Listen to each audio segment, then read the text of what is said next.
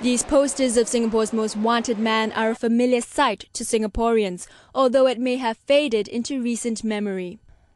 But the country's security forces have not forgotten or let up in their search of JI leader Mas Selamat.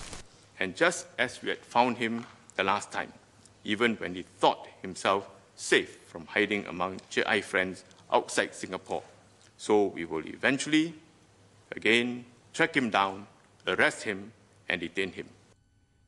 On 27th February last year, Mas Selamat escaped from the Whitley Road Detention Centre.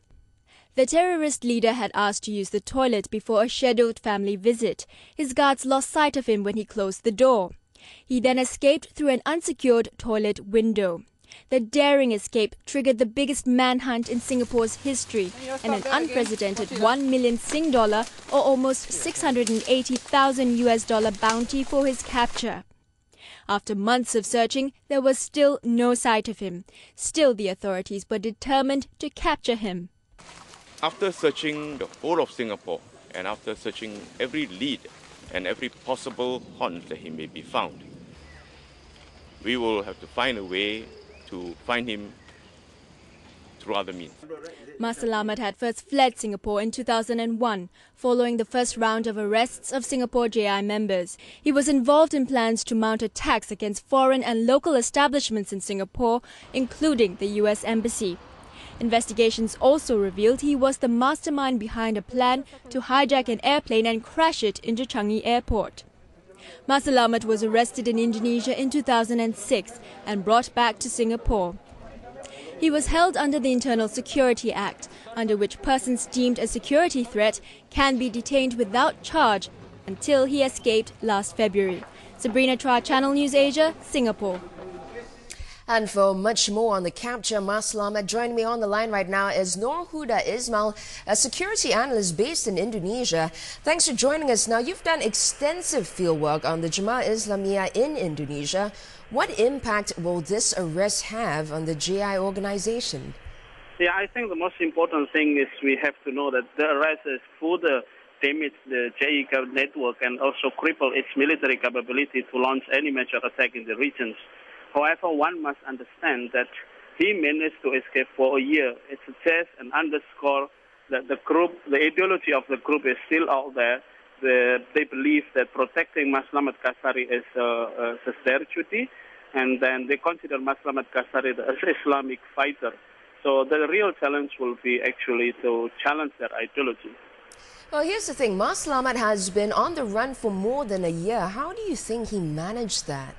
Yeah, he managed the year using the JI network, such as family connection, friendship, and those people who share the same ideology.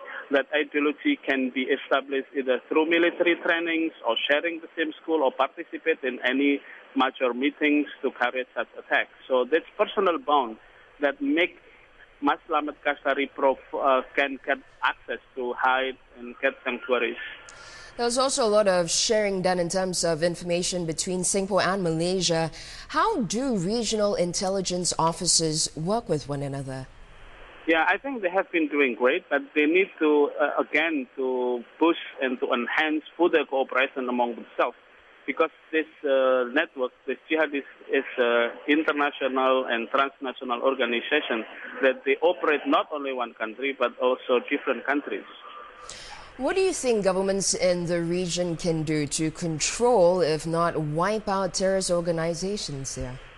I think the regional government already managed to crush and to cripple the existing network.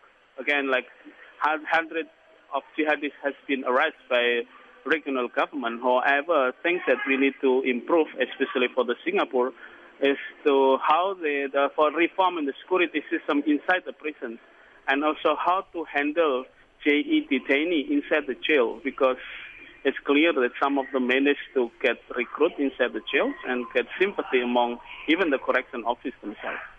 Good speaking with you. That was Nur Huda Ismail, a security analyst based in Indonesia.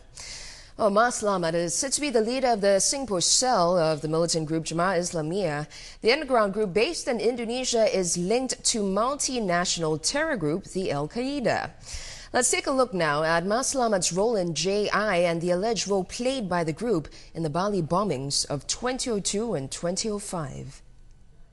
Mas Selamat Kastari, an Indonesian-born Singaporean, is believed to be involved with Jemaah Islamiyah since the 1990s.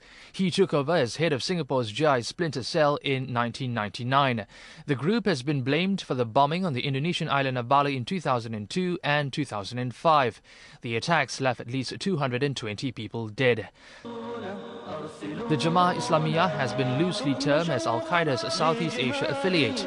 Police and foreign governments say Al-Qaeda funded the 2002 Bali and other bombings. That links the multinational group to Jemaah Islamiyah's senior leaders. One of them is Nordin Muhammad Top. He's still on the run after narrowly escaped a police dawn raid in 2006. Police believe Nordin Top was one of the masterminds behind the 2002 bombings. Mas Selamat is said to have close ties with Nordin and other senior JI leaders. Well, earlier we spoke with Professor Rohan Gunaratna. He's the head of the International Center for Political Violence and Terrorism Research at Singapore's Nanyang Technological University. Professor Rohan explains how Mas Selamat's arrest will impact the Jemaah Islamiyah network.